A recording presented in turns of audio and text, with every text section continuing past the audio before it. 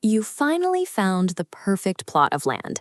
You negotiated the price, wired the funds, and shook hands with the seller. Next, you head down to the sub-registry office.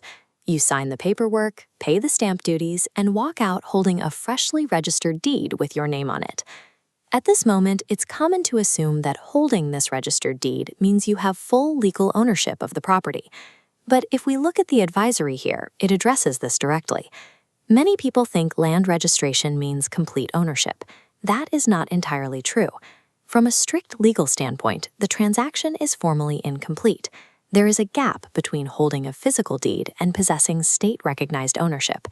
Closing that gap requires a secondary, often overlooked legal process called mutation.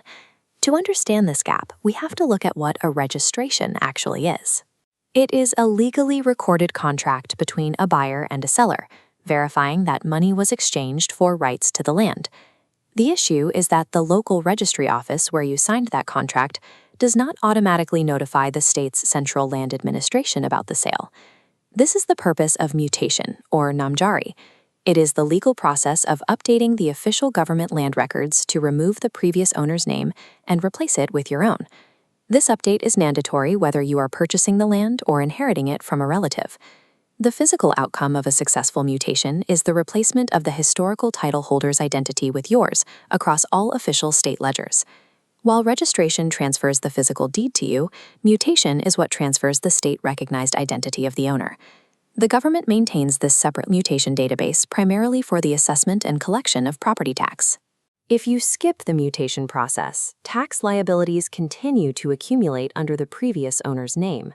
This creates a discrepancy between who actually holds the land and who the state believes is responsible for it. As this source notes, mutation establishes your ownership in official records and is required for property tax records and future transactions.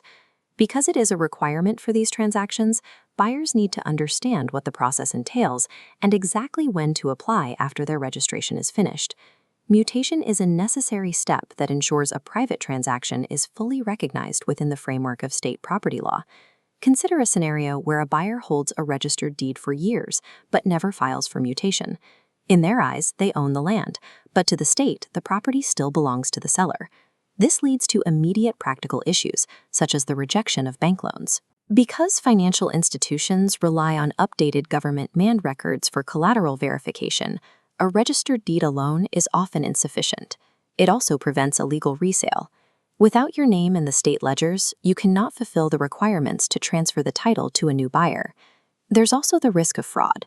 Since the original owner's name remains in the central database, it is possible for bad actors or the seller's heirs to exploit those outdated records to claim the land is still theirs. This is why the advisory includes a clear warning. Don't let paperwork become a problem after buying your dream property. To avoid these issues, buyers and inheritors should apply for mutation as soon as the deed registration is complete. Secure property ownership requires both components: the registered contract to prove the purchase and the mutation to update your identity in the eyes of the state.